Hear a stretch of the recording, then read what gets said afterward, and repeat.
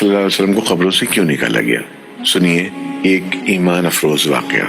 عراق کا بادشاہ ملک فیصل اول گہری نیند میں تھا۔ اس نے خواب میں دیکھا کہ کوئی اس سے کہہ رہا تھا، ہم رسول اللہ صلی اللہ علیہ وسلم کے 2 صحابی دریا دجلہ کے کنارے دفن ہیں۔ دریا کا رخ تبدیل ہو رہا ہے، پانی ہماری طرف بڑھ رہا ہے۔ حذیفہ بن یمان رضی اللہ تعالیٰ عنہ کی قبر مبارک میں پانی آ چکا ہے، جبکہ جابر بن عبداللہ رضی اللہ تعالیٰ عنہ کی قبر بھی نم ہونے لگی ہے۔ ہمیں یہاں سے نکال کر دریا کے کنارے سے کچھ فاصلے پر دفن کیا جائے۔ عراق کے بادشاہ نے یہ الفاظ خواب میں سنے، لیکن ان کی طرف کوئی توجہ نہ دی۔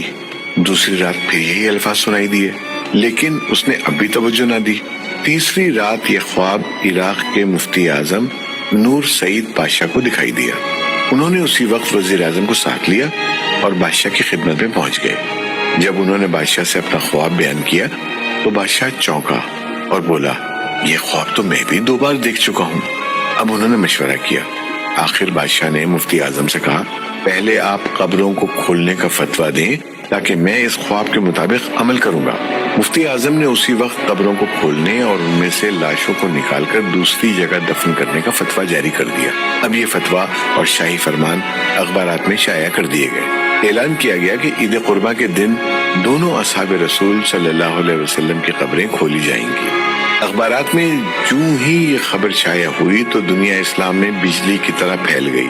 اخبارات کی دنیا اس خبر کو لے اڑی، اور مزے کی بات یہ کہ یہ حج کے دن تھے۔ تمام دنیا سے مسلمان حج کے لیے مکہ اور مدینہ پہنچے ہوئے تھے۔ انہوں نے درخواست کی کہ قبریں حج کے چند روز بعد کھولی جائیں تاکہ وہ سب بھی اس پروگرام میں شرکت کر سکیں۔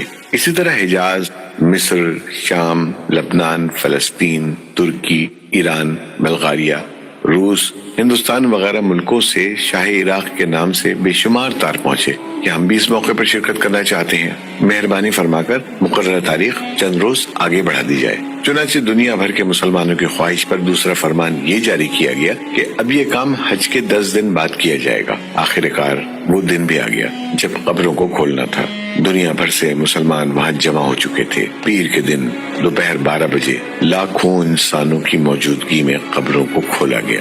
حضرت حذیفہ بن یمان رضی اللہ تعالیٰ عنہ کی قبر میں کچھ پانی آ چکا تھا، جبکہ حضرت جابر بن عبداللہ رضی اللہ تعالیٰ عنہ کی قبر میں نمی پیدا ہو چکی تھی، اگرچہ دریائے دجلہ وہاں سے 2 فرلانگ دور تھا۔ تمام ممالک کے سفیروں، عراقی حکومت کے تمام ارکان اور شاہ فیصل کی موجودگی میں پہلے حضرت حذیفہ بن یمان رضی اللہ تعالیٰ عنہ کی نعش مبارک کو کرین کے ذریعے زمین سے اس طرح اوپر اٹھایا گیا کہ ان کی نعش کرین پر رکھے گئے اسٹریچر پر خود بخود آ گئی۔ اب کرین سے اسٹریچر کو الگ کر کے شاہ فیصل، مفتی اعظم، وزیر جمہوریہ ترکی اور شہزادہ فاروق ولی عہد مصر نے اسٹریچر کو اپنے کندھوں پر اٹھایا اور نہایت احترام کے ساتھ ایک شیشے کے تابوت میں رکھ دیا۔